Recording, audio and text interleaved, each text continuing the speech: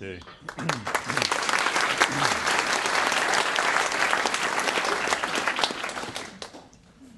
G'day. And thanks for having me. That's my signal to myself to slow down. If I say g'day, it means time to slow down. So thank you. I hope your introduction in Dutch was also polite.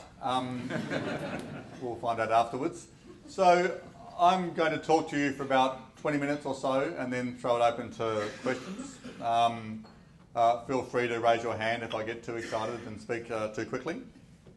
I've spent about over 35 years now working on these issues of sustainability. And when I say these issues, I mean human rights, anti-apartheid, social issues, as well as environmental issues. I spent roughly half of that time working as an activist. Started training myself to things at the age of 17. In that case, the South African Embassy in Canberra. Involved in many human rights and issues around East Timor and Indonesia and Aboriginal land rights in Australia, and then got involved in environmental issues. Kept on training myself to things, chasing nuclear warships in Sydney Harbour, doing a variety of those sort of direct actions, joined Greenpeace, started plugging up discharge pipes of big industrial polluting companies. Ended up being the head of Greenpeace Australia and then the head of Greenpeace International, based here in the Netherlands. So one of my favourite countries in the world. So now I'm talking to my favourite bank in my favourite country, apart from Australia. But I don't have a favourite bank in Australia because there aren't any good banks in Australia. So I'd like you to come there soon. So the reason I say that in the context is that my comments to you come from many decades of working on these issues. Right? So I've thought about them for a long time. I think about them very deeply. I've thought about them as an activist. I've thought about them as an advisor to large corporations. So I spent the last 15 years or so, up until a couple of years ago, advising very large global companies like DuPont and Ford, Anglo American, BHP Billiton, Insurance Australia Group, so many companies in many different sectors, about sustainability and what it means for business strategy. So I've tried to change the world as an activist. I've tried to change the world in business. As you can see from the state of things, I haven't done very well, but we're still working at it.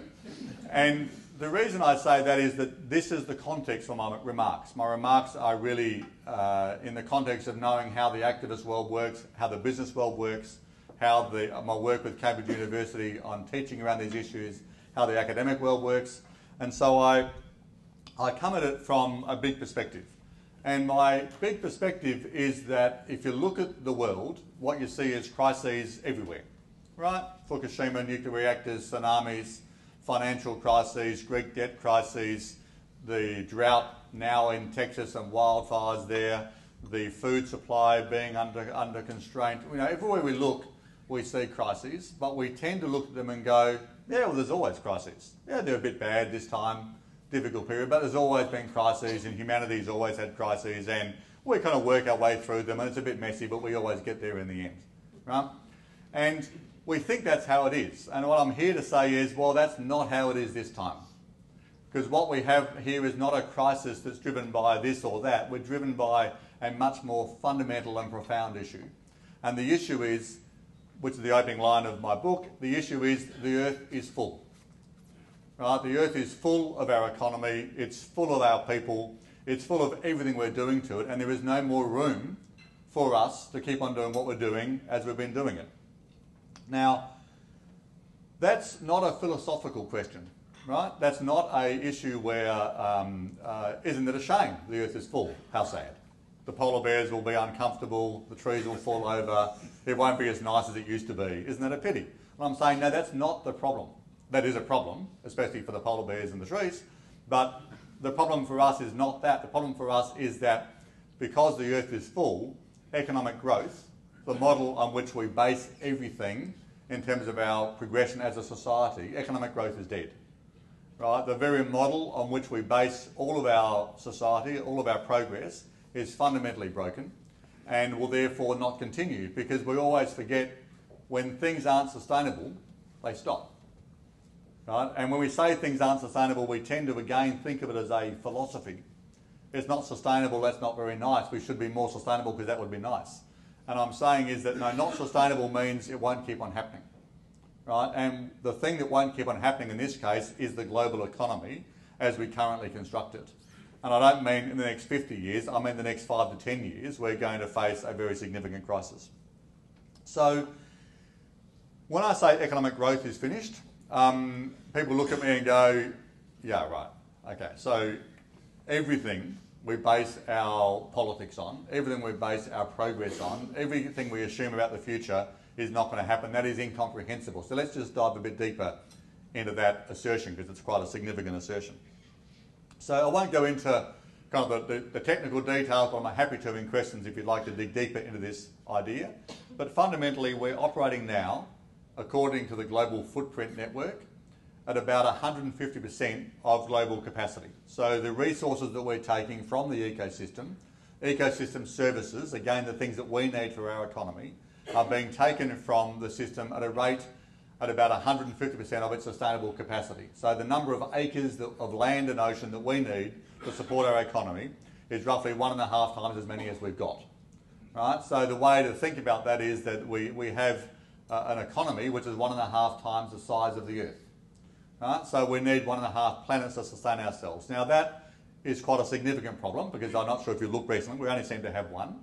And the rest of them are a long way away and they're very hard to get 9 billion people to especially. So let's accept that this is what we've got. We've got one planet, we're operating at 1.5 times its capacity. That is a problem. And people say, well, how is that possible? What do you mean? How does it work? If we're taking more than it's got, why hasn't the thing fallen apart yet? And the answer is it's like living on your credit card. Right? You can live on your credit card for quite a long time. And we've all tried this at different times. You spend on your credit card and the limit gets up and life seems pretty good. Right? You have great dinners that you can't afford, you buy things that you can't afford. Lifestyle, like it is in the world, is actually very high quality. And then one day the bill comes. Right? And when the bill comes you have to pay and then you realise that not sustainable means it stops. Right? And then you can't afford the bill. And we're kind of in that situation in the world that we've been using the credit card. Actually, we stopped using our credit cards a long time ago because they were full. We started using our children's credit cards and now they're full. Right? And unfortunately, the Earth is about to send the bill. Right? And the Earth is about to send the bill for us to pay and we're in danger of losing the big house in terms of paying off the bill. So that's where we are today. Now, people say, well, that's okay. I mean, you know, we can make things more efficient. We can be green consumers. We can do renewable power. We can fix all that because really reducing our impact by 50% is difficult, but not impossible. We can certainly do that. That's not the problem. The problem is that we plan to keep on growing the economy beyond that, right? So we plan to go from 1.5 planets to 2 planets by 2030 or thereabouts, and we plan to go to 3 or 4 planets by 2050 or thereabouts. So our plan is to have to use 3 or 4 planets to sustain our economy within 30 or 40 years. Now, people say, well, that's terrible. And I say, no, it's not, because it's not going to happen. That's good news.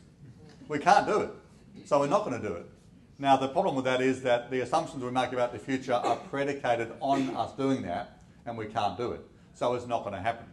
So again, we get to the situation where we can't do it. Now, again, not go into too much detail on the numbers, but to imagine how we think currently the world is going to unfold. Because we all agree poverty is terrible, and we'd like to eliminate poverty in the world. We all agree, because everyone agrees, that their standard of living is the right one, because it's theirs, so therefore it must be right. So let's assume that the world moved to a European quality of life. Right? 9 billion people living our quality of life that we have here. Let's assume that we grow by 2% per year, right, to 2050, and then we all get to the point where we all live like we live, not like Americans, which is kind of a bit out of control, but like sensible European people, like you, right? And we all live like that, and that's the right way to live, because that's why we live that way, because it's the right way to live. So we all live like that. We grow 2% per year. The economy by 2050 has to be 15 times this big. 15 times. So imagine all the issues we face, all the efficiencies we can put into place, and try and imagine an economy 15 times this big. So it's not going to happen. All right? Not because it's not nice, not because it's bad for polar bears. It's not going to happen because it's not physically possible to have an economy of that size anything like this sort of quality of life as we define it with material consumptions. So let's accept that, and let's say what is going to happen, and what will it look like, and how will it unfold? The answer is it kind of looks a lot like it does today, but without denial, right, and a lot more of it. So it looks like a disaster in Japan, meaning they lose 30% of their electricity supply. It looks like a famine in Somalia, right, caused by a combination of bad governance and climate change. It looks like the worst drought in 200 years, at least in Texas, right, with wildfires taking over, large areas of land. It looks like the Russian government banning wheat exports last year because of the drought. It looks like flooding in Australia, covering an area the size of France and Germany last year, right, with the worst flooding on record. It looks like a 1 in a 1,000-year rainfall event in just outside of Washington 2 weeks ago. Right? It looks like a desperate search for oil, digging deeper into into wells that we can't control, leaking, and having the BP accident in the Gulf of Mexico. It looks like China going around the world buying up agricultural land to feed themselves. Right? And it looks like in the last 2 or 3 years, China, Kuwait, Saudi Arabia, a few countries bought an area of land around the world and to lease or control to produce food for their own countries, bought an area of land equivalent to half all the arable land in China. So I don't mean a few farms here and there, I mean buying countries, right, to produce food, because resources become desperate and those who've got the money therefore go after the resources. And that's what the crisis looks like, except it gets worse and it gets stronger and it gets more dramatic. It looks like growth stalling, right, because we can't grow when commodity prices are so high, that becomes a constraint on growth. And then it looks like government borrowing lots of money, right, to put back in the economy to try and get growth going again, with only one idea, right? They've only got this quote from another Australian writer called Clive Hamilton, who said the global economy only has one idea, right? We only have one idea, that is that we buy stuff we don't need with money we haven't got to impress people we don't like. So what happened in the financial crisis is the government borrowed money from our kids and said, here, have some more money to go and buy some more stuff you don't need with money we haven't got to impress people we don't like, and we'll see if we can get things moving again. So the model itself is fundamentally broken, and that's where we're heading. I come to the good part shortly, by the way, in case you were wondering. So the good news, and by the way, the book I've written talks about these sort of issues, and the main criticism of the book is it's been too optimistic, which I think is kind of ironic given what I'm saying. But the reason it's optimistic is because I think the reality is that we're very good as a species in a crisis. Right? All the evidence is that short-termism, which is one of our major weaknesses, comes to the fore in a positive way when, if I can use an Australian technical term, the shit hits the fan. So when things get really ugly, then we get going. And unfortunately, humanity behaves very badly when things are going well, right? And very well when things are going badly. So the good news is things are going to go very bad, and therefore going to behave really well. And I say that not as a kind of wishful thinking, but in reality, if you look at how people behave in disasters, right? The Japanese older people have been saying for years how young Japanese people are selfish, self-indulgent, only care about themselves, materialistic, and so on. And now, in the crisis that is now gripping Japan, are saying, oh my God, that's amazing. Like the government is having to turn away tens of thousands of young Japanese volunteers helping with the disaster relief after the tsunami because they were overwhelmed with people wanting to be involved. Right? So we tend to behave really well in a crisis. Right? And I don't mean without exception, but I mean generally speaking. There was a great example recently of read an article from a professor who went out to prove that we behave badly in a crisis for his new study and gave up halfway through because he couldn't find the evidence and in fact found the opposite and wrote a study on the opposite, which is that we tend to behave really well. He looked into Katrina, all the stories of Hurricane Katrina, how badly people behaved afterwards, and found it was mostly a media beat-up. But in actual fact, people behave really well in a crisis. And that is not surprising, because as you may have noticed, we've been around for several million years. Right? And what tends to happen when we get into a really difficult situation is we help each other. Right? And you can see that in war, You can see that in a personal crisis. You can see it in a family facing tragedy. When things are going bad, we come together. So in this context, we do come together. And when people say, we should have more faith in humanity to solve problems, to fix these sort of crises, the answer is yes, people are amazing. Innovation is incredible, right? We are genius as species, right? But not until we have to, right? So I sort of say if there was an epitaph on this sort of generation about this issue, it would be something like, humanity, slow but not stupid. Right? Is that we recognise that we know what to do, we know how to do it, we just always do it later than we should. Right? So in this case, we are going to do it, and we are going to do it later, we're going to do it quite dramatically. So again, when people say, well, can we do that? Is that possible? Are we capable of turning it around at this late stage?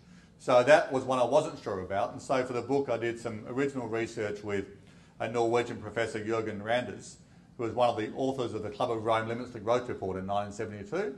So he's been at it even longer than I have. And we studied this issue, could you turn it around late? So is there a kind of too late point? And the answer is actually no, there's not. In theory, because the ecosystem is so complicated, we don't really know how it all works, but we can say by and large, as we expect it to unfold, then we could, for example, eliminate CO2 emissions from the economy in 20 years if we chose to, right? Which is unimaginable today, right? It would be very inconvenient, right? And it would not be cheap, but it's significantly cheaper than the collapse of civilization. We didn't actually model the precise cost of the collapse of civilization, but I understand that it is very expensive. And the reason I say that is it's very important to get some context around the choice here. So when this crisis unfolds, we are going to have to mobilise, as we do in war, and prevent the collapse of civilization. And given that choice, we'll suddenly find the money and the capacity and the resource to do things very differently. And one of the great joys of having spent 50 years analysing and studying and modelling all the things we could do, even though we haven't done anything, right, is that we know what to do. And we know how to fix all the issues that we're talking about here, right, relatively cheaply. We know what it costs, we know how to do it, and we don't need any more technology to fix it. All we need to change is the way we think, right? And the way we think will change in the crisis rather than now. So then the question becomes, well, what does that look like? What does the world post the crisis, post the end of economic growth look like? And this is where my book gets really depressing, because this is actually going to the sort of depths of despair about how low we have to go before we change. And that is, this is the really bad news, I'm talking about the end of shopping. So, just a moment for grief. Maybe a minute's silence for the awful truth. So, the reason I say the end of shopping is because that's what it looks like. I don't mean literally we'll never buy anything ever again, but the idea that the peak of human civilization is the freedom to go shopping, right, is kind of over as an idea, right? And that there is, and all the men are saying, oh, it's the women who got the issue. Believe me, you come with me into a hardware shop and you'll see the world very differently. So it's not, it's we all have our little, weaknesses. As I say, mine, I go into a hardware shop and I buy tools and I go home and my wife says, you're still a crap handyman. You still can't fix anything. I know, I've got a new tool to do it with it. I know, but that's 20 years and it still haven't changed. So the point of that is that we all have this delusion because we've been trained to have it, right? Which is that more stuff makes us happy. That if we have this, then life will be better. I'll be more attractive, I'll be more loved, I'll be sexier, I'll be smarter, I'll be a better handyman, whatever, if I had this thing, right? It's just not true. And we kind of know it's not true, but we keep on doing it because it comes from a very genuine place in our genes, which is that more stuff means you don't die, right? Means you don't freeze, means your children survive, means your genes are passed on, you're not hungry. So having more stuff has always been a good thing for us up until recently.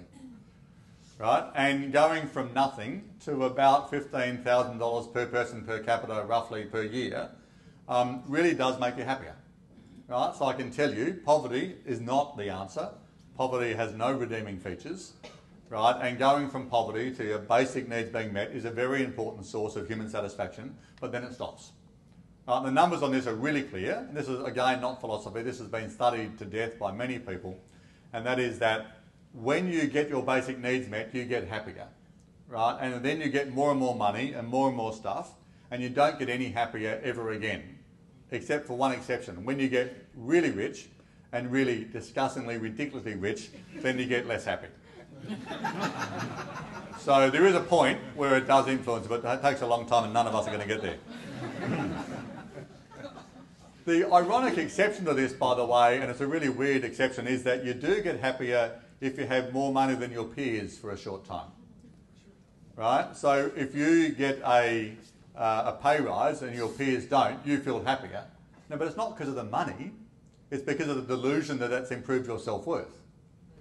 Right? So there is obviously, this is complicated. It's not just about money, it is about who we are, what we believe in, and how we behave, and the financial reward of that part of that process is part of that process, but it's not about the money. So what does make us happy? Once we have basic needs met, what makes us happy is being better connected. Right? And again, this is not my philosophy. This is a study done for the UK Office of Science, who studied in turn several thousand studies about human quality of life and happiness and well-being, and their conclusion were that being connected makes you happier. So being closer to your community, to your family, feeling as though you belong, feeling as though you have relationships, is a big impact on well-being. Being active, so being physically active, being out engaging physically in the world, whether it's playing in the park with the kids, riding bicycles, whatever it is, being active definitely improves quality of life quite significantly.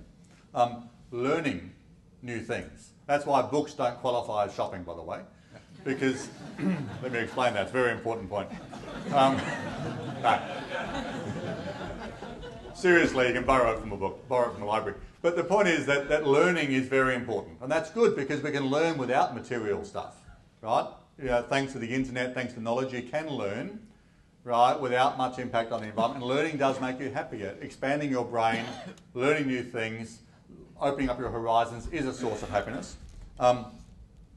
Taking notice of the world around you, right? So smelling the roses, you know, whatever you want to call it, but being more aware of your world is a source of happiness because you'll learn appreciation, right, for how amazing the world is as a place to be and how lucky we are.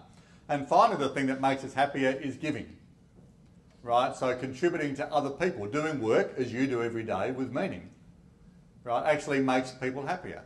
Right, now the sad news for the retail industry is that none of these things are for sale. Right, all these things are actually free. All these things are available to all of us, and none of them require going to a shopping mall. So our economy actually doesn't deliver what we need it to deliver to be happy, and because we're so busy getting more money to buy more stuff, we haven't got time to do the things that take time that do make us happy, because these things do take time. But we're too busy working to have the time to do the things that make us happy. And that's why, even though the crisis is coming, and we will get past it, the world on the other side is not about living in the caves. It's actually about having an improved quality of life. It's actually about being better off, not worse off, than we are today. And therefore, finding a place in which 9 billion people can have that is the choice that we face. Let me close with one more comment, and that is that, as I say, the main pushback on my work is that it's too optimistic. Right, is that we're actually not capable of changing. We will just have a crisis and we'll collapse. And I say to that is that look at history. Look at how we behave normally in a crisis. Look at what humanity is capable of. And let yourself think big as to what's possible. Because we can certainly choose here to collapse. Right? We can choose as a society to let this unravel and to make bad choices about governments and about futures and about our lives and let the world unravel. Or we can choose not to. And the only people that get to choose that is us. Because one thing I have learnt from working with the corporate sector and NGOs and government is that we're in charge. Right? Is that we get to decide what the future looks like. The future doesn't just happen. It's not an abstract thing that will unfold. Right? It's a choice that will unfold according to decisions that we make about our lives, about our shopping habits, about how we treat each other. These are the things that get to decide what the future looks like, and we are quite capable of doing that.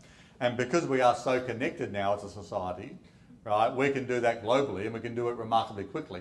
And the reason I talk about the crisis so much is that gives us the opportunity to change. But then we get to choose. The crisis is now inevitable, but the choice in response is not inevitable. The choice in response is the one that we get to make as to how the future is going to unfold.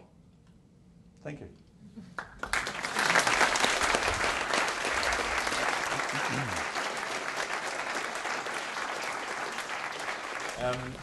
Apart from acting locally, thinking globally, what would be your motto for anyone, apart from what corporations could do to change, but what would be your, us as consumers, your motto? I kind of think of this as a life of shop less, live more.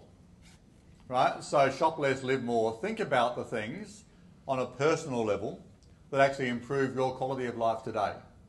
Because I think what we have to do now is recognise that we're not going to prevent the crisis.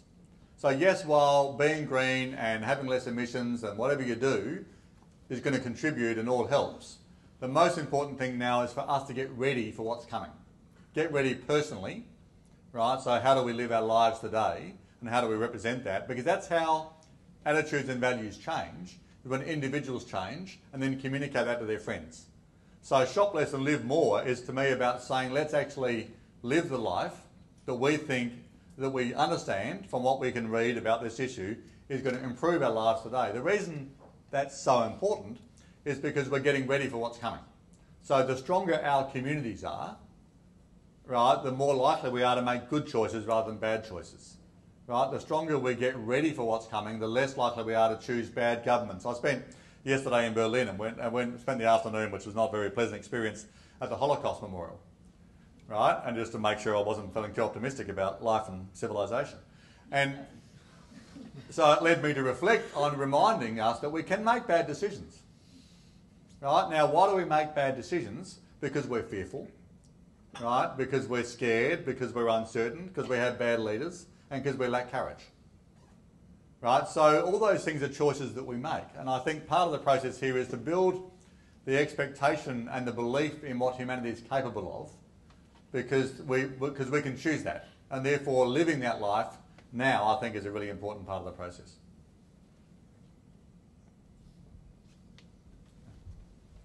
Do you have experience in your context with governments and companies that awareness is growing, that some companies and some governments make choices in a positive way? So I think... Does everybody understand? Heard the question? Yeah, so let me repeat. Yeah. So the question is do I have experiences in government and corporations where good decisions are being made in line with what I'm saying needs to happen? Yeah. So the answer is I couldn't give you an example of a government or a corporation that has it all right. But everything that we need to do, yes, those decisions are being made today somewhere in a corporation, a government or a community. So all the bits and pieces are out there. And I refer, there's a great quote from a book called Neomancer, which I use in my book, which is, the future is here. It's just not widely distributed yet. Right? So everything we need to do is being done somewhere, but needs to be expanded upon. So examples to be concrete. So there are many companies that are talking about how do we produce a service rather than a product, right? And a good famous example is the Interface Flooring Company, right? Set up by Ray Anderson, who died recently, who talked about a carpet lease. Now, people don't want to buy carpet, they want their floors covered, right? So they lease the service of having the floor covered. And then the company owns the carpet, therefore designs it for recycling and takes it back. Right? There are examples of government taking actions on tax. Now, if you think about the world that I'm painting, right, what do we have just in economic terms? We have an oversupply of people, right? We have lots of people, right? We don't have enough stuff, right? So we're constrained by stuff, call it the environmental services, resources, commodities, whatever. We have enough stuff. So what do? We tax people, right? And we don't tax stuff, right? So we should flip that completely. Right, and people are now doing this in government, not at a large scale, but they need to be doing it at much larger scale. We should eliminate taxes on employment, right, and move all the same taxes to stuff, right, because we want people to employ people. One of the biggest social risks in the world I'm talking about is social dislocation through unemployment.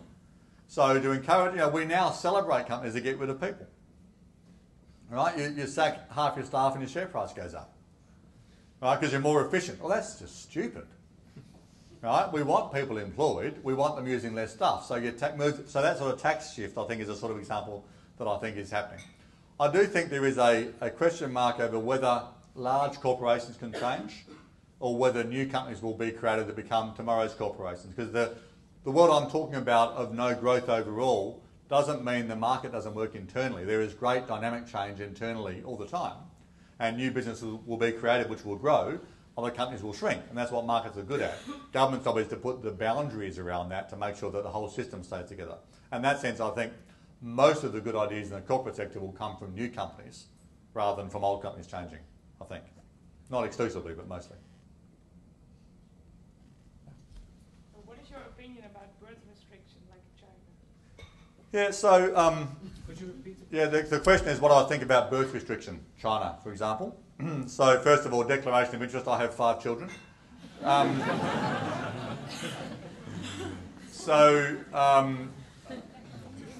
I'm breeding environmentalists, so it's okay for me. I'm different. So seriously, the reason, if you look at the numbers on this, so obviously less people would make it easier. But I asked Jürgen Randers this, the gentleman I mentioned earlier from the Club of Rome Limits to Growth Fund, and I said, what do you think about population? Because that's one of his parameters in the whole study. He said, look, population control and limits would have been really helpful in the 60s, the 70s and 80s. Would have been kind of probably helpful in the 90s. Marginal last decade, now almost a waste of time. Right? And because the horse has bolted, right? So we have now most of the people who are going to be born that cause the increase in population, right? Their parents are alive and planning on having babies. Right? So the sort of evening of population is in process anyway. Now, and I get a lot of argument about this issue, and I wonder why it is, which I'll come back to, but just think about the maths. So between now and 2050, we're going to increase global population by about 50%. Right? So we'll go from here to 2050, increase population by 50%, which means all the problems that we're currently facing will increase by 50% from population. In the same time frame, our assumption about economic growth is that the per capita consumption per person, so per person consumption, will go up by 300%. So what that means is if you start off with this very big problem, you increase it by 50% for population growth, 300% for economic growth. And so I say if you have a lever that you wanted to pull, then the lever for population is problematic, complicated, human rights challenging, difficult in bad governance countries because it's all poor countries and so on that have got the big population growth areas, and so you find that very hard to do. That doesn't mean we shouldn't act on it. We all know what we need to do, education of women. There's a whole bunch of stuff that we know works for population without being quite as draconian as the Chinese were. But I think the reality is that we shouldn't be distracted by that. And I think we are distracted by it because it sort of makes us feel better. As opposed to it's my consumption, it's those poor people having babies, they're the ones with the problem. Right? So I think there's we've got to be careful there how we think about that particular issue. Yeah. The end of shopping, I like the concept very much. I was wondering if you never were able to shop, what do you think of the concept then? Mm-hmm. So maybe in different countries, not Yes. Western, Yep. the reaction to your story is different. Correct. And so I think really important point. The question is, so end of shopping, appealing idea in Western countries, but what about poor countries?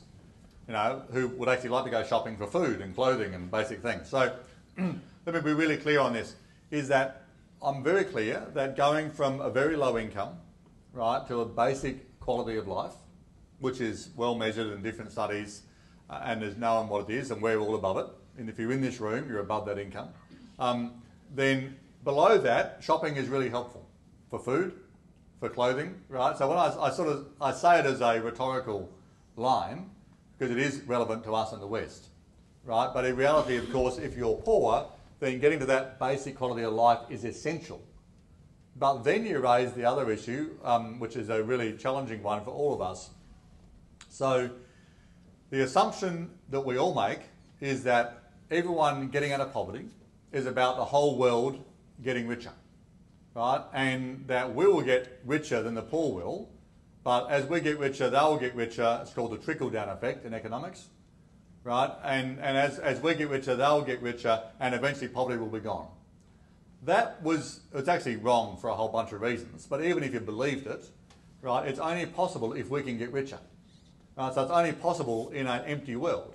But in a full world, where the earth is full and you can't expand the overall size of the economy, the only way to deal with poverty is for us to have less stuff.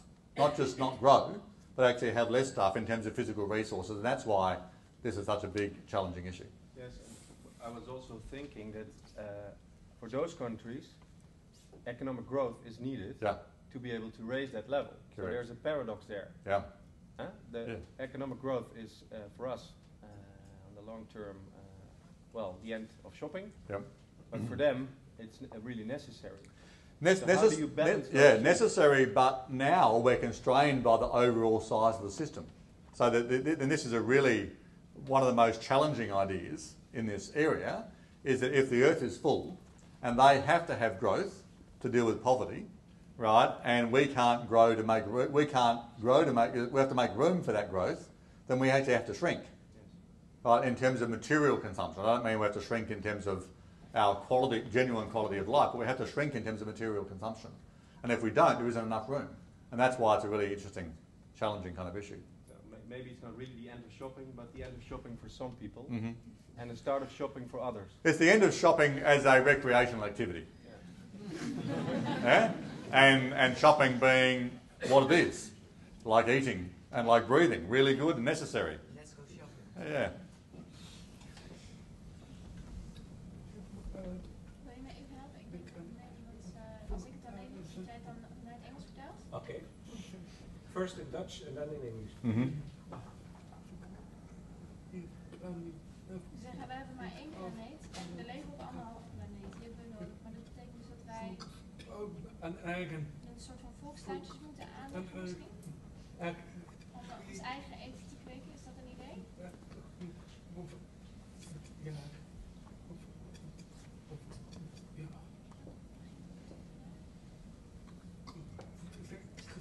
er komt dan een voedselcrisis, zeg maar, over iets van 20, 30 jaar misschien.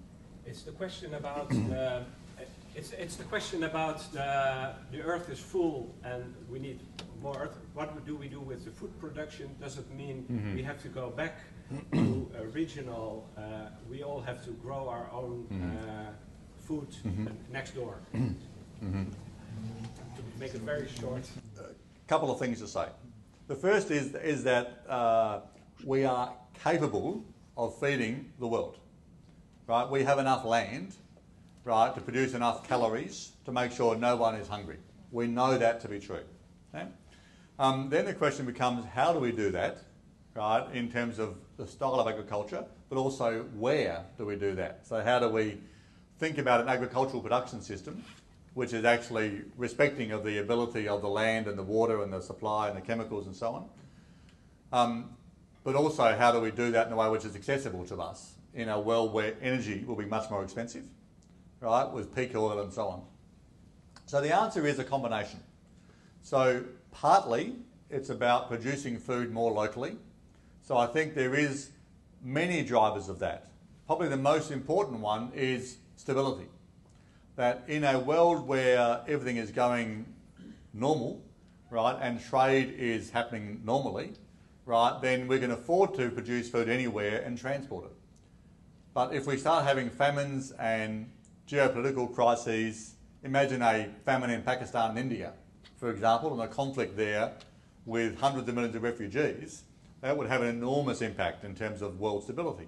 So the assumptions about trade, right, being free and easy are, I think, more difficult. So therefore, a whole range of reasons having local food production makes sense. It's also more human. I think the idea of having more food produced locally, feeling more connected to your food supply, right, knowing who produces it. There's a whole range of sort of social ecology, I would say. There's a whole range of social benefits for that kind of food production. So I think from every angle, right, more local food production, more ecologically focused food production, right, and more food production, right, giving more importance to food, right, as a source of social cohesion, I think is very important. And just last comment on that, remember that the recent changes in the Middle East, right, in Tunisia, in Egypt, and so on, were mostly triggered by increasing food prices. Now, in that case, the result was good, right, in that the food prices triggered unrest, which then resulted in the end of a bunch of dictatorial regimes. Now, but if that had been Saudi Arabia, right, if there had been countries that were more important to us economically, the result may not have been so good for us. Would have been good for them, right? But that sort of instability is a very good example of how you can imagine change happening very quickly, triggered by food, and oil prices would go up if you had instability there, and oil prices are one of the major inputs into food prices, and so that system becomes, I think, very unstable going forward. So for all those reasons, more local is very good. Yeah. The question is the end of banking come after the end of shopping? So depends on how you define banking, like how it depends on how you define shopping. You know, I mean, I think the point we got to before the financial crisis, where 40% of corporate profits in America came from the financial sector, right, is clearly a banking system out of control. Right? There's no logic, there's no economic logic to a system like that. So I think banks, being seen as the infrastructure of society, play an incredibly important role. Now, one of the reasons I come here and I like Triodos, you know, is because I do think the financial sector, right, can play an incredibly important role in how this all unfolds. Because this is about markets. It's about facilitating change, facilitating new businesses growing, new networks of businesses growing. How do you bring together a distributed local industry like organic agriculture into being effective and efficient at generating new markets without becoming big and industrial? Right? All those things are partly the role of the banking sector. So I think, yes, a reformed financial industry and banking sector, right, has a very strong future. Right? I think the current financial sector, as most of it applies, has no future. And I think that the backlash will just grow and grow and grow until we move back to a much more infrastructure kind of approach. Yeah.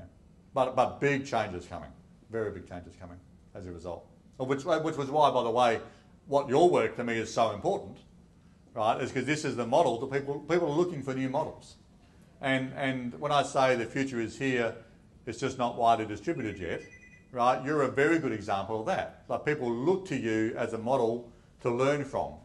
And people don't respond very well to theories. They respond more to practice. And the fact that you've been doing what you've been doing for a long time. I mean, I met Peter Blom years ago when I was at Greenpeace. That's why I know this organisation. And, you know, I thought this was just one of those weird Dutch things, because there are many weird Dutch things, aren't there? And not just the people. But, you know, it's one of those weird Dutch things that won't happen and won't go. Yeah, it's kind of cute, interesting, you know, but it's just one of those weird Dutch things. And then met him again a couple of years ago and thought, this is really a big weird Dutch thing now. It's all over the world, right? So it's really important to recognise the power of those long-term, sustained, different approaches, right? So it's not a wacky new idea anymore. It's actually a proven model of success, right? So there are many, many important things about what you do that I think will be important lessons for the rest of the world and how to do things differently in terms of finances. And you have an opportunity, call it what you like, to communicate that and to talk about that. Not as though you have the answer, because no one has the answer, but you have many lessons to share about what that could look like. Do you seek it yourself? Are you being asked? Yeah. And how do audience react in such cases? Yeah, no, really interesting question. So I have given, you know, my same basic presentation to the Accountants Association in London, right? To major corporations, DuPont, big old companies, companies like Nike, to investors, to government people, and to lots of community groups. So I spend my time, my focus now is sort of half divided between working with the big end of town, the big corporates, investors and companies, and mass community organising. So it's sort of bottom of the rung, if you like, in that sense, and the top of the rung in terms of our traditional economic analysis, because I think that's where the change will come from. I think the bottom will drive the change, I'm trying to prevent the top from resisting it too much, right? So it's that's how I sort of see it. So yes, I have presented to those audiences, and I now get a lot of invitations to talk to those sort of companies, and the response varies. So the end of shopping is funny here. It's not so funny in some of those companies, right? So Nike didn't laugh so much about the end of shopping. The fear is a common response, but also fear and a very interesting lack of confidence in their ability to influence the outcome. So there is an amazing similarity between how people in general think, I'm just a person, I'm powerless, the system is all powerful, is the same conversation I have with slightly nuanced words, but not much, with the CEOs of major companies. Who say, well, you know, what am I? I'm just a CEO of one of the world's biggest companies. What can I do about it? Well, I normally go, you know. So I think there is this sense where everybody feels as though the system is so big and so powerful, they can't do anything about it. Right? And of course, the answer is that whether you're the CEO of a big corporation or an employee at Triodos or anybody, you actually all can have a big influence on the outcome. And that's where I think the most important part of my message is to people equally, is that don't forget that we decide what the future looks like, right? And whether you're organising your community to be more resilient, producing local food, running a bank, running a major corporation, being in politics, no one's in charge, and therefore we're all in charge. And that idea that we can all, the only thing that will change the system is the system deciding to change, is actually the most important idea I think that's out there.